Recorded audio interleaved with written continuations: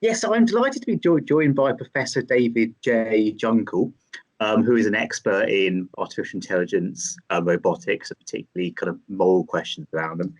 So I think you're an author of several books, so Hacking Cyberspace, Thinking Otherwise, Philosophy, Communications, Technology, The Machine Question. I mean, the first thing to ask is, say, in the past kind of 20 to 30 years, how big do you think the developments have been in terms of robotics? I mean, how dramatic have the changes been? Yeah, it's a good question because I think, science fiction sells us this image of the robot as being this humanoid thing that, enters our world and maybe even invades our world, as you see in some of the more dramatic scenarios. I think, in reality, the incursion of robots into our world has been kind of like the fall of Rome. It's not been dramatic. It's been this slow incursion where every day more and more autonomous type technologies take over, more of our operations, some of the heavy lifting of decision making, recommendations, running various operations in our businesses and in our home life. And I think, we've slowly in the last decade seen an explosion in these kinds of very capable but very specific kinds of devices that are not the sort of artificial general intelligence of HAL or the Terminator, but are these very capable, narrowly tailored devices that can do one thing and do it really well. And now we have them all talking to each other and networking with each other in the Internet of Things. And we're making this world for us that's a little bit different from, I think, the way that we've been told to anticipate how this might transpire. Yeah. I mean, where do you kind of see developments going over the next 20 to 30 years? I see an increase in what I call idiot savants. All of these very capable, narrowly tailored, specific AI devices and robots that will do very specific tasks very well, but they will be dedicated to that one thing.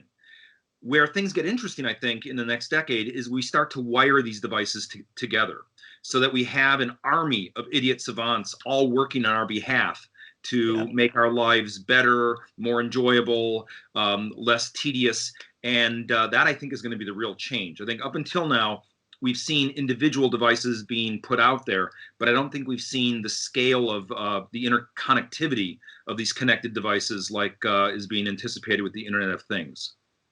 I mean, do you think it's plausible that within our lifetime, say, you could see machines which can match humans in kind of multiple different areas rather than one single area, or surpass humans in multiple different areas? It's sort of the gold standard, right? This idea that you could create something that has like common sense or general intelligence. And there are, individuals really working in that direction and trying to build that kind of artificial intelligence. But it has been a speculation that has been on the horizon of AI development for quite some time. So I think even, if we're looking a decade into the future, I still think the majority of the systems are going to be highly specialized and specific, but really good at what they do. Yeah. I mean, if we end up with artificial intelligence, which, as they gradually becomes more advanced and possibly starts in more and more areas to kind of match human capabilities, I mean, what do you think that means for our political system? I mean, would a one person, one vote system just with humans still work if we got robots which are equaling us in intellect and doing a lot of the work? Or, I mean, what kind of political implications do you think it could have? Yeah, so I get the question, because I wrote this book called Robot Rights, and where I'm looking at the moral and legal standing of artifacts. And one of the questions I often get from the more speculative side of this spectrum is, would robots have to have the right to vote, right? Yeah. Would robots have a right to cast a ballot for representation in a democracy or something like that? I think it's a fabulous thought experiment. I don't see it as being very viable within our lifetime. I think more so you will have situations where it will be human beings that are still the political animal, but our political world, our social world, will be inundated with these kind of socially interactive devices that will have a very weird sort of social status with regards to us, because they will serve our needs, but what their actual legal standing is, I think, has not been decided by anyone just yet. Yeah. I mean, do you think you could potentially see some kind of merger of human and artificial intelligence? I mean, I'm kind of thinking specifically of the kind of the vision of the transhumanist movement, the two merging together and creating kind of super beings. I mean, obviously, that highly speculative, but do you think it's possible that you could people start augmenting themselves with artificial intelligence? So I would say right now we are already augmenting ourselves with artificial devices that increase our capacities and our capabilities. I mean, this thing is a good example, right? I mean, we all carry them around in our pockets or have them in our purses. They're a kind of external memory device, an external brain that augments our own cognitive capabilities. None of us remember phone numbers anymore. The phone does it for us. None of us remembers appointments anymore. The phone does that for us.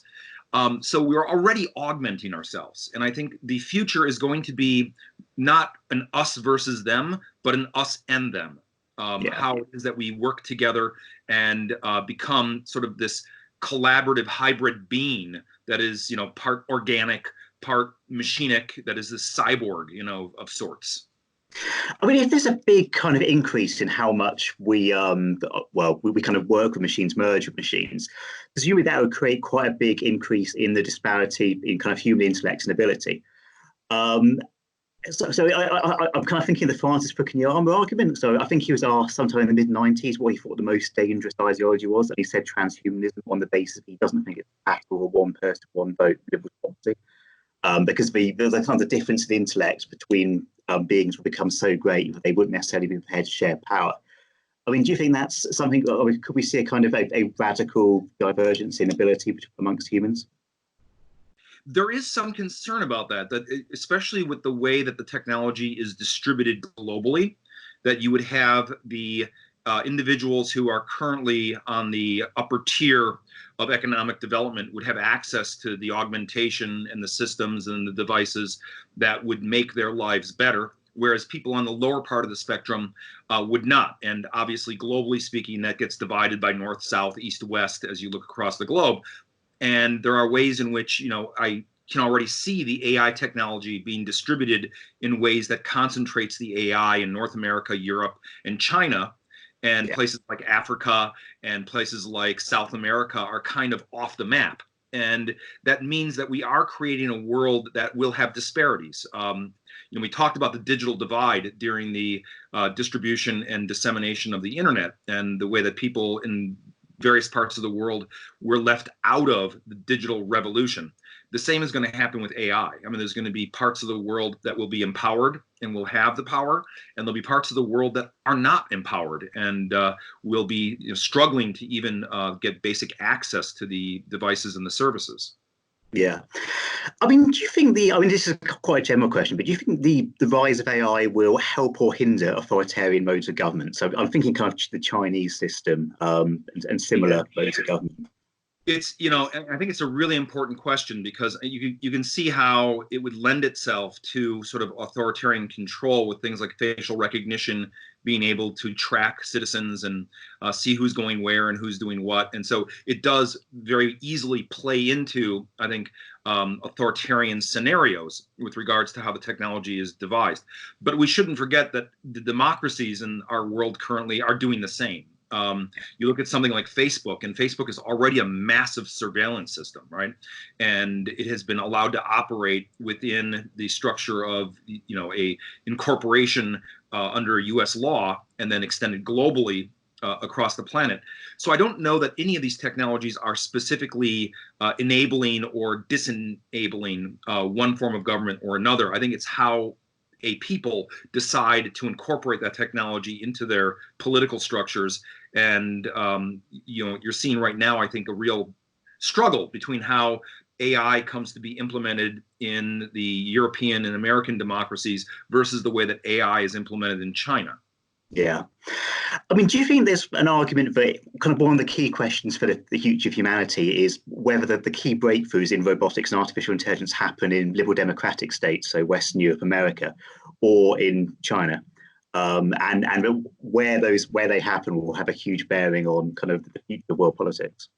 So there's a prediction right now, and it's not something that is a foregone conclusion just yet, but there are a number of analysts that are predicting that we are on the verge of an AI arms race.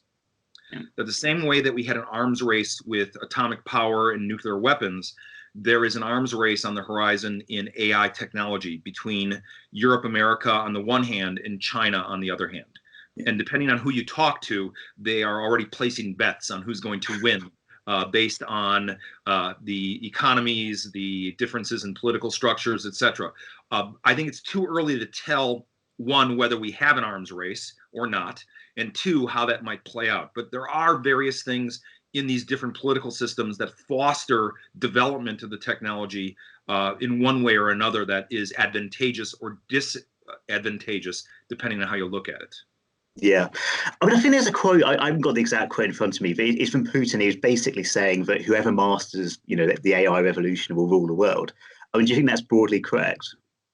So I think it's, it's like a lot of these sort of predictions and prognostications. It has a kernel of truth in it. I do think that, having a control on your technology and developing the innovations is a way of putting your economy and your system of government in good position with regards to the rest of the world. Whether it can lead to world domination, I don't think is something that history bears out, but I do think we see a struggle as different countries are currently right now competing against each other to see who can have an upper hand in the way the technology is developed and utilized. Yeah, I mean, if we see more merging of kind of human, so biological intelligence and artificial intelligence, I mean, at what point does it kind of cease to be human, if that makes sense? How much stuff do I have to stick in my head before I'm no longer I'm no longer Homo sapien? This goes back to a real ancient story called the ship of Theseus, right? Where there's the ship of Theseus, and as it starts to decay, they start replacing parts of it, to make it continue to operate. And at a certain point, you ask the question: so when is it no longer the ship of Theseus? Yeah. Has it changed, and what's the tipping point? And I don't know that anyone has a good answer to that question, but I do know that we are, as a species, constantly involved in augmenting and improving ourselves in various ways that changes what we think is the essence of the human. And we can see it, not even in technology areas. For example, we see it in sports. How much performance-enhancing nutrition and pharmaceuticals are permitted before the athlete is no longer considered an unaugmented human athlete, right? And where do we draw that line between, what's acceptable and what isn't acceptable? And over time, that line moves, At one time, putting a pacemaker in your body was considered, something that would just be like weird for a lot of people. And now it's just standard practice. So I think as more of this technology becomes acceptable and accessible, that line will move in the direction of permitting greater amounts of augmentation in our bodies, and less of us will be concerned about it. Yeah. I mean, you were saying about, so obviously you're saying about kind of more of a merger of human artificial intelligence. I mean, do you think that's going to develop into an actual political movement? I mean, do you think the transhumanist movement will become a serious political force, or do you think it's kind of ideas will be picked up by various other political factions? Well, right now we already have a transhumanist candidate running on. I interviewed him a couple of days ago, funnily enough. Yeah. Zoe said, yeah. He doesn't have a lot of following, but there is a transhumanist running for president in the U.S. So this is how this stuff begins. I imagine at some point there will be, individuals involved in debates, like Andrew Yang now is talking about universal basic income, and it's somehow been not normalized, but at least become more acceptable by him talking about it on the campaign trail. At some point, you may have an augmented individual talking about augmentation within a presidential debate, and as a result of that conversation beginning, open up the space for greater acceptance or maybe fear of what this technology brings. I mean, do you always think it could become one of the kind of the main political divides of the coming century, is the degree to which, or perhaps the second half of this century, the degree to which we should be able to modify our bodies?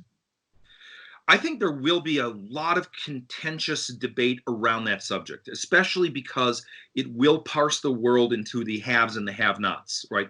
There'll be the augmented and the unaugmented. And that will play out in ways that I think we've seen other divides play out historically, whether that has to do with access to industrial capability or access to the internet. We've seen historically how it has divided the world up into those who have the access and the technology and those who don't, and the political struggles between the haves and the have-nots. That is a rather common historical trajectory with regards to this kind of innovation.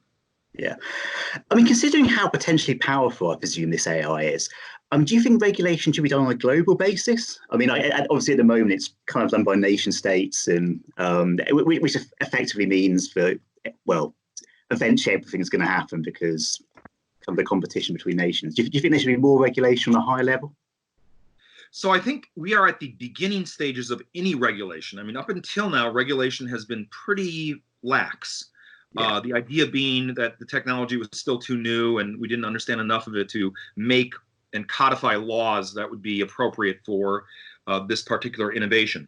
Right now, we're seeing, I think, a real lead in Europe to get out in front of the problem of regulation and do some work developing regulations. The US has taken a very sort of market-driven, hands-off approach to things, a little less involved in regulation and saying, we trust the companies to do the right thing for now, but maybe, with self-driving cars, we might need to roll out some smaller scale regulation that's highly tailored to that particular technology. And then China has its own approach, having a real national strategy for the way that its government will interact with the developers and with the technology as it comes to be utilized in their nation.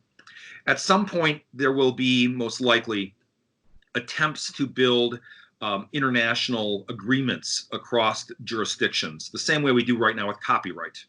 Yeah. Each nation has its own regulations for copyright. They're kind of similar, but they're a little bit different in Europe than they are in the US, than they are in Asia. But you also see how there are ways to violate those treaties with a lot of piracy taking place in the Pacific Rim with American movies and content. So I think we're going to go through that kind of process, a national sort of effort to regulate on a national scale, and then at the same time develop international treaties that can move across boundaries because the technology doesn't recognize boundaries. Yeah. I mean, do you think, obviously there've already been some people killed by self-driving cars. I mean, kind of the question you ask about where moral responsibility lies if someone's killed by a machine, do you think that's going to become far more pertinent in the coming years? And would it almost take one major incident to kind of make that into a massive issue? Yeah, I think it's going to become a really big issue, not just with self-driving cars and the possibility of an accident taking a life in the process, but also with things like autonomous drones, where you can use a drone not as a surrogate for a human pilot to control a weapon being brought to its target, but the drone itself could acquire the target and make a decision about kill or not. This technology exists. And it's a matter of how it's rolled out, where it's rolled out, and what transpires as a result of these things being integrated on the field of battle. But I think we're, again, at the cusp of this becoming a real important question, and a question that will impinge on us in ways that will be very real, not just because of the way that self-driving cars might affect our life, but you think of things like recommendation algorithms that can decide whether or not you get a loan for a house. Yeah, that has a real life-altering effect if you're unable to find housing. So I think we're going to see this in a lot of places where, questioning who has the responsibility to decide what is permitted and what is not permitted, what we can do, what we can't do, is going to, change the way we think about who is liable, who is responsible, and who answers for something going right or something going wrong. Yeah. I mean, do you think kind of the big tech companies or those who make the algorithms more generally will come under more scrutiny? As in, I mean, if someone like Facebook changes their algorithm a bit, they could potentially, swing an election. I mean, do you think that kind of thing will come under more, they'll get more backlash over that? So this is where I think it's going to be really interesting, because the corporation that designs, develops, and manufactures these devices will, I think, initially be seen as the party that would be liable for a accident or some other bad outcome. Yeah. At the same time, a lot of the systems that they are developing are systems that they themselves don't necessarily have full control over. And we can already see right now in the complexity of the way that a technological system is deployed, there are many hands involved in a decision. And it isn't necessarily one party that is accountable for a certain outcome. And you can bet at some point, and this has already happened with Google and its self-driving car, the corporation has sought to have the government recognize the car as the driver. Okay. So the liability would reside with the automobile and not with the occupant of the automobile or the corporation that built the automobile, which will change not only how we think about legal liability, but it's also going to change things like the insurance industry. Who gets insured for an accident when the responsibility for outcomes is distributed across the network of interacting components in a way that also includes machinic elements? I'm presuming that would make a kind of complete mess of our current system of punishment and law. I mean, you can't put a self-driving car in prison, I presume. No, you can't. And so the question, oftentimes, it becomes this kind of retributive justice question, that we have this idea that, somebody has to be punished. Yeah. But we already have this problem now with corporate responsibility, right? So you had like a massive oil spill in the Gulf of Mexico, and people were saying, someone's got to go to jail for this, or someone has to be held accountable for this. And what happened is a slap on the wrist to the corporation and a fine. Yeah. Or with the financial crisis of 2008, there was this massive collapse in the markets. People lost millions of dollars, and who went to jail for this? No one, right? Yeah. They were able to distribute the liability across the network of interacting components in such a way that, a few corporations were fined and a few individuals were fined in the process. But, in terms of who actually was the villain, the bad guy that you could point to and say, that's the one who did the wrong thing here, that becomes more complicated and more difficult as these systems become increasingly embedded with, not only different components, but various kinds of things like human beings, organizations, machines, AI, and it gets to be a much more complex network of relationships that doesn't really accommodate a simple identification of one person or one organization being the bad guy. I mean, I know a number of scientists, I'm thinking of specifically Stephen Hawking here, have said that AI could potentially be an existential threat to the human species. Yeah. I mean, is that a concern you share? So I think it's a nice bit of hyperbole for the media, which is why I think it's like, well, that's what we love. So. Yeah. So I think, existential crisis, if we put existential with a small e, I don't think I don't think we're talking about an extinction event like the singularity wiping us all out. But I do think it is changing our understanding of our world, of our relationships to each other, and of the way that we engage with and utilize our technology. So yeah, I think from that perspective, there is something existential about it, because it's going to take a bit of soul searching, I think, on our part to figure out where we fit in a world where machines are much more capable and not just our tools to be used as we see fit. And then just one more final question. It's a bit of a curveball, but I guess one of the interesting things about evolution is that there's no real species which even kind of closely equates to humans in intellect, because all the other kind of early humanoid species, the Neanderthals and so on, were wiped out. I mean, do you think a world of robots might almost be comparable to a world with some of those kind of humanoid species still alive, in a sense that there's humans and then there's things which are quite close to humans, and there isn't a huge gulf in the same way there is now between us and apes, us and dolphins? Yeah, so my students often have a question similar to this, and the question proceeds, I think, from an assumption on their part that the robots are going to look like us. Yeah, they're going to be humanoid, right? And because they're going to be humanoid, they're going to have a status that is either equal to us or maybe greater than us, as the singularity would be, or whatever the case is. When I answer these questions, I say, what we should do, I think, is look at animals. and the way that we live with animals. Because the robots that we're going to be building and bringing into our lives are going to be much more like our dog than they're going to be like our best friend. Yeah. And as a result, I think animals are a really good way to sort of historically figure out how we've made sense of intelligences that are different than us. Yeah. Because robots will do things that, approximate what we do, but it will be a different alien intelligence, right? It won't be our intelligence. It will be their intelligence. And I think, when I look at my dog, and I have a dog, right? There are times at which my dog and I connect really well. And there's other times I look at my dog and I wonder, what the hell is my dog thinking? It's just doing stuff. So I think if we would look at a world with robots that are living with us, it's going to be more like, our domestic animals than it's going to be like other humanoids. Yeah. And our relationship to them, I think, therefore can learn a lot from what has been modeled with human-animal interactions, because we've done some really terrible things in our relationship with animals, but we've also done some really good things in our relationship with animals. And I think learning from that experience could really help us make sense of a world where robots are also a social entity that shares this planet with us. Yeah, no, that's great. I have to say that's really, really interesting. Thanks a lot